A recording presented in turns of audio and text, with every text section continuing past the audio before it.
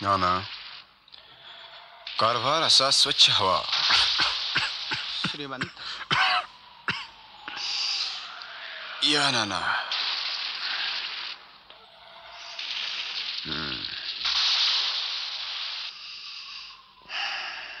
किती त्रास करून घ्याल श्रीमंत. नुकतेच कुठे आजारातून उठतात आपण. मामा, उभ्या पेशवाईत ही एकच गोष्ट सरळ आणि स्वच्छ राहिली आहे. मी समजलो नाही श्रीमंत. दप्तरीचे हिशेब. नानांच्या हाती हा कारभार म्हणजे चिंता मुक्तीच. खरं आहे श्रीमंत, पण तरी दौलतीच्या उरलेल्या चिंता कमी का आहेत? त्या चिंतातून आम्हाला मुक्ती मिळेल असं वाटत नाही मामा. आजार जसा अंगात मुरतो ना, तशा त्या चिंता मुरल्यात आमच्या आयुष्यात. वाटतं शेवटपर्यंत सोबत करणार आमची. असं नका म्हणू श्रीमंत. पावसाबरोबर राजकारणाचीही झड जरी बसली असली शनिवार वाड्यावर, तरी अंतर्गत कलहाला विरोध करणारे आहेतच. मल्हारबा होळकर केवळ त्यासाठीच इंदूरहून पुण्यास आलेत. वडीलधाऱ्या मंडळीत अंतर्गत राजकारणापासून दूर असलेले तेवढे एकमेव खंदे दिसतात आम्हाला. फार आधार वाटतो मल्हारबांचा. सरकार, मल्हार बाबा, होळकर सरकार आल्यात. पाठवून दे त्यांना आत. जी. पहिले त्र्यंबकराव, 100ची देणगी घेऊन आलेत मल्हारबा. या या मल्हारबा, या या. राहू दे रावसाहेब, कशाला त्रास घेता. बसा. हे शरीराचे त्रास मल्हारबा सहनही करता येतात, पण दौलतीला लागलेली कीड कशी सहन करायची. रावसाहेबांनी शांत व्हावं. शांत. तसं शांत होणं जमलं तर झालंच की सगळं. काकांच्या महाली जाऊन आलात, काही समजुतीचा मार्ग निघतो. रावसाहेब, दादासाहेबांची समजूत पटेल असं दिसत नाही. मला तर तंटे बखेड्याचीच चिन्ह दिसतंय. मल्हारबा, आम्हाला एक कळत नाही. काका आमच्या इथे येतात, आमच्या प्रकृतीची आस्थेनं चौकशी करतात. मग त्यांच्या मनात जे काही असेल ते स्पष्टपणे सांगत का नाहीत? आम्ही त्यांच्या आज्ञेबाहेर कधी गेलो आहोत का? रावसाहेब, आपण अनुभवानं वयानं तसे लहानच. हे प्रकरण दिसतं तितकं सोपं नाही. दादासाहेबांची वृत्तीच पार पालटली. त्यांना किल्ले तणख्याची तोड नकोय आता. त्यांना पेशवे पद हवाय. नाही मल्हारबा, नाही. आम्हाला नाही असं वाटत. मल्हारबा, काका आणि तुम्ही मला सारखेच. काकांनी खूप गफलती केल्या, त्याचा भरपूर मनस्तापही आम्ही भोगला. पण आम्हाला मनापासून वाटतं, काकांसारखा शुद्ध मनाचा माणूस मिळणं कठीण. अहो, काका म्हणजे गंगोदक आहे. अहो, मी कुठं नाही म्हणतो, पण गंगोदकाला स्वतःचा रंग नसतो रावसाहेब. त्याच्या जो रंग मिसळाल तसा त्याचा रंग होतो. आणि त्याचे रंग तर मला काही ठीक दिसत नाही. पण मी म्हणतो, दादासाहेबांनी एवढा राग धरायला श्रीमंतांच्याशी काय चूक झाली? आजवर दादासाहेबांचा शब्द श्रीमंतांनी कधीही ओलांडलेला नाही. तरी सुद्धा दादासाहेब स्वतःच मिरजेहून परत फिरले आणि मोहिमेतून मध्येच. खरंय तुमचं, पण रावसाहेब, परस्पर तुम्ही मिरज पटवर्धनांना दिलं. दादासाहेबांच्या मर्जी विरुद्ध दादासाहेब माघारी फिरले, तरी तुम्ही पुढे तसेच गेलात कर्नाटकात. बाबा, तुम्ही वयानं थोर, अनुभवानं थोर. तुमच्यापासून लपवायचं ते काय? इथे पेशवाई गळापर्यंत कर्जबाजारी. संपत्ती नाही तर खर्च चालवायचा कसा? फौजफाटा बाळगायचा कसा? म्हणून कर्नाटकात जावं लागलं. मुलखाचा बंदोबस्त करून वसूल घेऊन माघारी आलो. तरी त्यांच्या माघारी सारे तुमचीच वाहवा करतात. त्यासाठी आम्ही नाही केलं हे मल्हारबा. ते आमचं कर्तव्यच होतं. पण तुम्हाला काय सांगायचं मल्हारबा, मोहिमेवर आम्ही बाहेर पडलो आणि आमच्या पाठीमागे ही धुसफूस सुरू झाली. काकांनी त्र्यंबक मामांच्या बरोबर उभं वैर ठरलं. बापूंनी कारभारी असून कारभारातून अंग काढून घेतलं आणि शेवटी मामा तर निवृत्तीची भाषा करायला लागले. आम्ही अगदी एकाकी पडलो मल्हारबा, एकटे राहिलो. नाही नाही श्रीमंत, केवळ गैरसमज होतोय आपला. मल्हारबा, प्रत्यक्षात घडली ती हकीकत अशी. कुणाच्या तरी सांगण्यावरून का होईना, पण दादासाहेबांची माझ्यावर इतराजी झाली. माझ्यामुळं काका पुतण्यातला कलह वाढतो आहे असा ठपका माझ्यावर आला. बरं, रावसाहेबांचा बापू नाईक फलटणकरांवर अजिबात विश्वास नाही. एवढ्या कठीण मोहिमेत, अशा अवस्थेत मी रावसाहेबांना त्यांच्या हवाले करून कसा मोकळा हो? मल्हारबा, सगळ्या बाजूनी माझी कुचंबडा झाली. शेवटी येईल तो ठपका येऊ असा मनाचा हिया करून दादासाहेब मिरजेहून माघारी परतल्यावर मी रावसाहेबांना घेऊन कर्नाटकात गेलो. तुम्ही केलं ते योग्यच केलं मामा, योग्यच केलं. त्याबद्दल तुम्हाला कोण दोष देईल? पण तरी पण दादासाहेबांचा रोष आहे तो फक्त तुमच्यावरच. आणि तो रोष घालवणं आपल्याच हातात आहे मल्हारबा. अगदी खरं आहे मल्हारबा. आम्ही काही बोललो तर तो लहान तोंडी मोठा घास होईल. आपण वडील आहात, आपण सांगितलं तर ते खपेल. खरं सांगू रावसाहेब, दादासाहेब माझ्या शब्दाला उलट उत्तर देत नाहीत हे खरं आहे. तरी पण ते सगळं माझं ऐकतात असंही नाही. अहो, त्यांना सांगणारी त्यांची माणसं भरभक्कम आहेत. शिवाय या घरच्या गोष्टी, त्यात आमच्या सारख्यानी लक्ष घालणं बरोबर नाही. आपण आणि आईसाहेबांनी पुढाकार घेऊन हे प्रकरण सामोपचाराने मिटवावं हे बरं.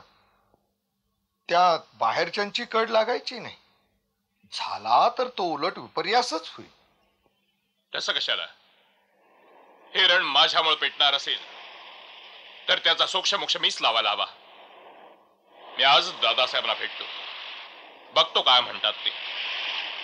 ठीक आहे, पण थोडं सामोपचाराने घ्या. ते काय सांगायला हवं का मल्हारबा?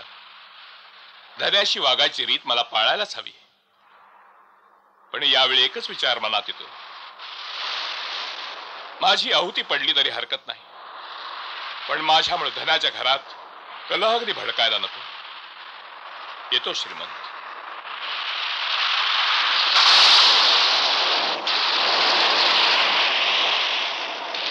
तेच म्हणतो मी दादासाहेब. श्रीमंत मल्हारराव होळकर यांना आपण योग्य समज दिली. आता वयाचा मान राखायचा आहे कबूल, पण त्यालाही काही मर्यादा असतात. नाही बापू, त्यात त्यांची काहीही चूक नाही. अहो, आम्हीच त्यांना सवलती देतो आणि मग नंतर विनाकारण पश्चाताप करत बसतो. पण खरंच सांगतो बापू, काय? अशा सर्व वेळी आम्हाला तुमचा खरोखरी आधार वाटतो. कसलं दादासाहेब?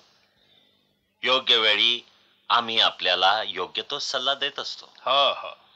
आणि आमच्या वयाचा मान राखून आपण तो ऐकताही.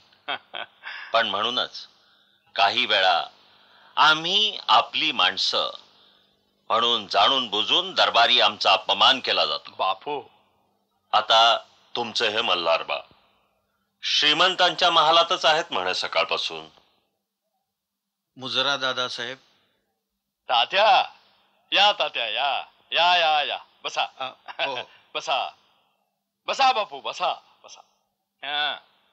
काय तात्या, काय बोलणं चाललं होतं श्रीमंतांचं? काही नाही, हे नेहमीच रडगाणं. दादासाहेबांची समजूत घाला, त्यांचं मन वळवा, वगैरे वगैरे वगैरे.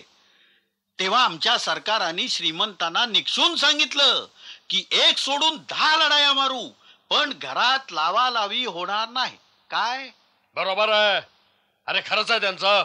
एवढ्यानंच सगळं आटोपलं नाही दादासाहेब. श्रीमंतांचं आणि आमच्या सरकारांचं बोलणं चालू असताना हे मध्येच उठले. हे तुमचे त्रिंबक मामा आणि म्हणाले, मीच जाऊन सोक्षमोक्ष लावतो. सरळ जाबच विचारतो दादासाहेबांना, तुम्हाला काय पेशवे पद हवंय काय? काय? अरे वा, मामांची मजल इथवर गेली तर. सरकार, त्र्यंबकराव पेटे आले आहेत. पाठवून दे त्यांना आत. जी.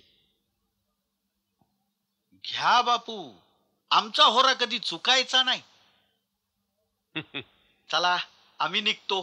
थांबा हो तात्या. मामा आले म्हणून काय झालं? थांबा. नको दादासाहेब, अहो आपला सात्विक संताप का आम्हाला माहिती नाही? उगाच आमच्या समोर त्यांची शोभा कशाला? तात्या, अहो आम्हाला जाब विचारा आलेल्यांची काय गत करतो आम्ही, ते तरी बघा जरा. बर, जशी आपली मर्जी.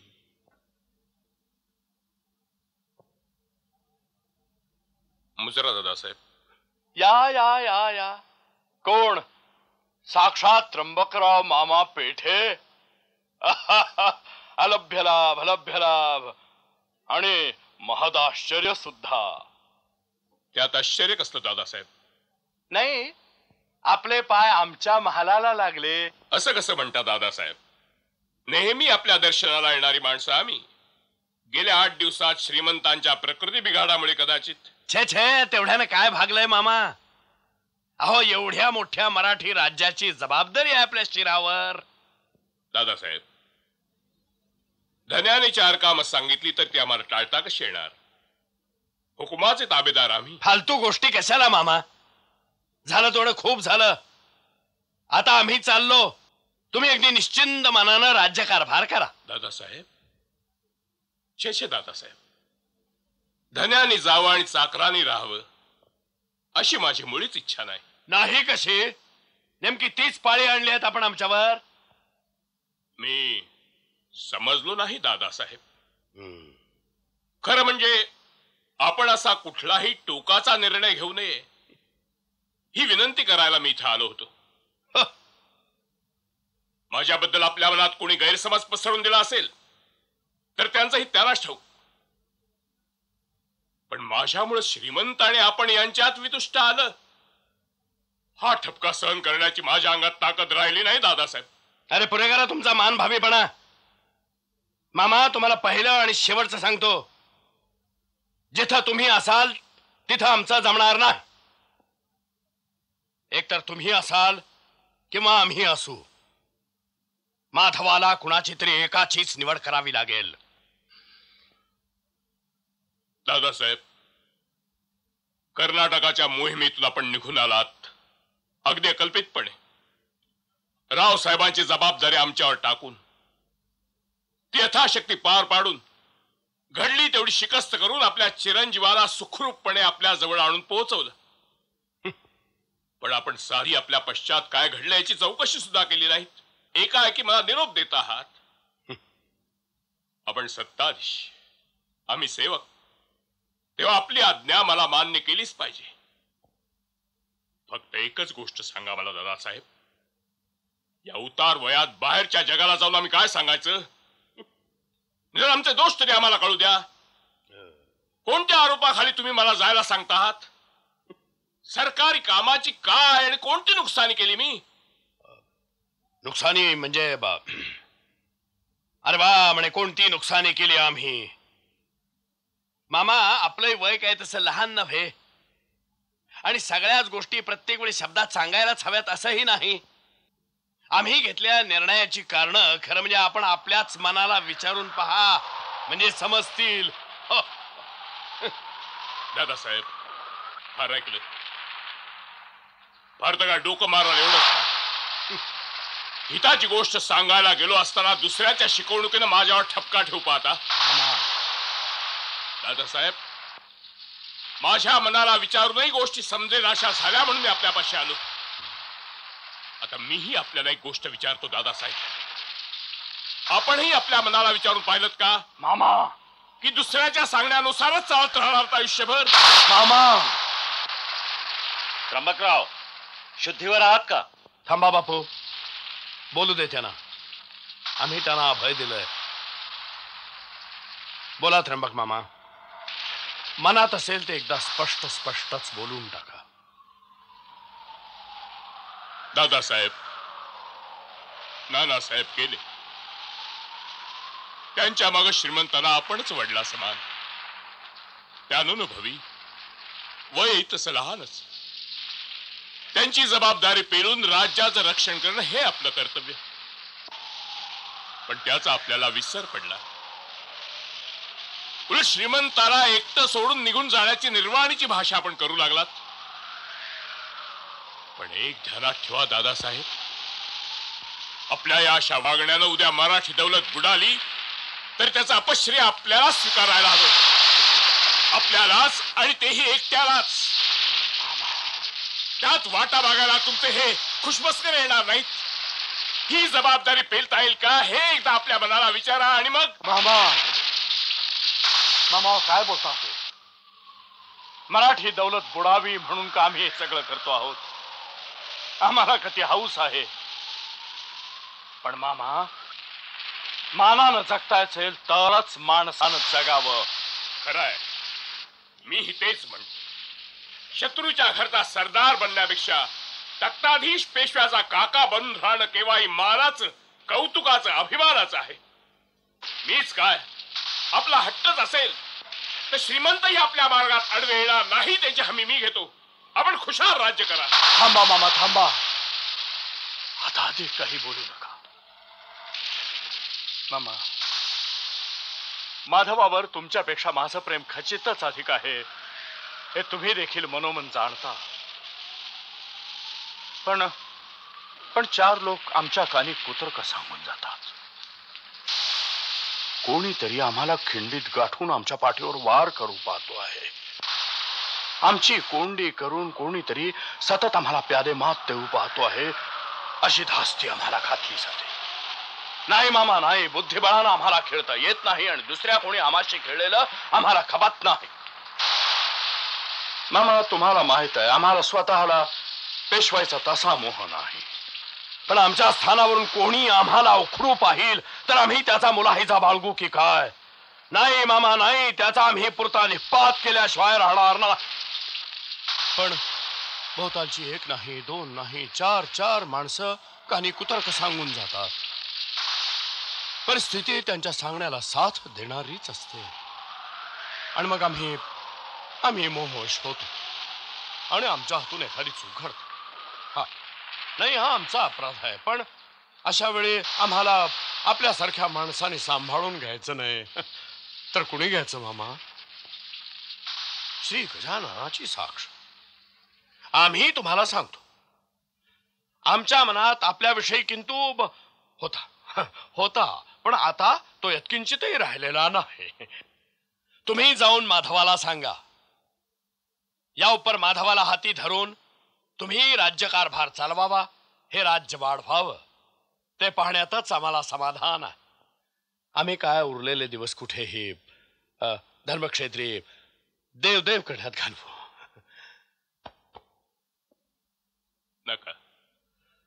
नका दादासाहेब.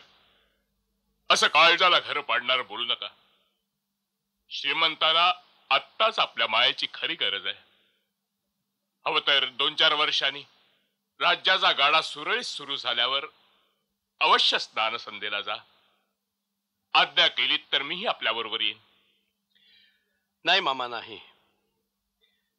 आता त्याला काही अर्थ उरलेला नाही.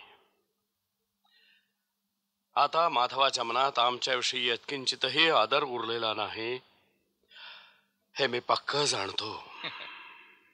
छे दादासाहेब, किती गैरसमज करून घेतला आहात आपण. आजही ते आपल्या पश्चात आपल्याला गंगोदकाची उपमा देतात. मामा, दादासाहेब, श्रीमंतांविषयी निदान आपण तरी असं बोलू नये. अगदी खरं आहे मामांचं. या मल्हारबा. मगाशीच रावसाहेब आम्हाला म्हणाले की काकांच्या सारखा स्वच्छ निर्मळ मनाचा माणूस मिळणं कठीण. काका म्हणजे गंगोदक. आणि आत्ताही आम्ही त्यांचाच निरोप घेऊन आलोय दादासाहेब. मल्हारबा. रावसाहेब म्हणतात, आपण वडील, आपण जी आज्ञा कराल ती आम्हाला शिरसावंदी आहे, यात बदल होणे नाही. रावसाहेब एवढं बोलूनच थांबले नाहीत, तर ते आम्हाला म्हणतात, मल्हारबा, तुम्ही स्वतः साताऱ्याला जाऊन काकांच्या नावानं पेशवाईची वस्त्र आणा. मल्हारबा, आम्ही त्यांच्या आज्ञेबाहेर नाही. मल्हारबा, माधवाला आम्ही एवढे परके झालो का हो? नाही मल्हारबा, नाही. त्याला सांगा म्हणावं आमच्या मनात यत्किंचितही किंतू उरलेला नाही. म्हणावं तू आणि मामा मिळून पेशवाईचा कारभार चालवा. तुम्ही विचाराल तेव्हाच आम्हाला सुचेल तो, योग्य वाटेल तो सल्ला आम्ही आपल्याला देत जाऊ. हा, आमची माणसं आमच्या बरोबर राहतील. आपल्या कारभारामध्ये त्यांची ढवळाढवळ आम्ही होऊ देणार नाही. ठीक ठीक ठीक. पण दादासाहेब, समजा तुमच्या माणसांनी कारभारात ढवळाढवळ केली तर त्याचं प्रायश्चित्त ते भोगतील. त्याला कोण काय करणार?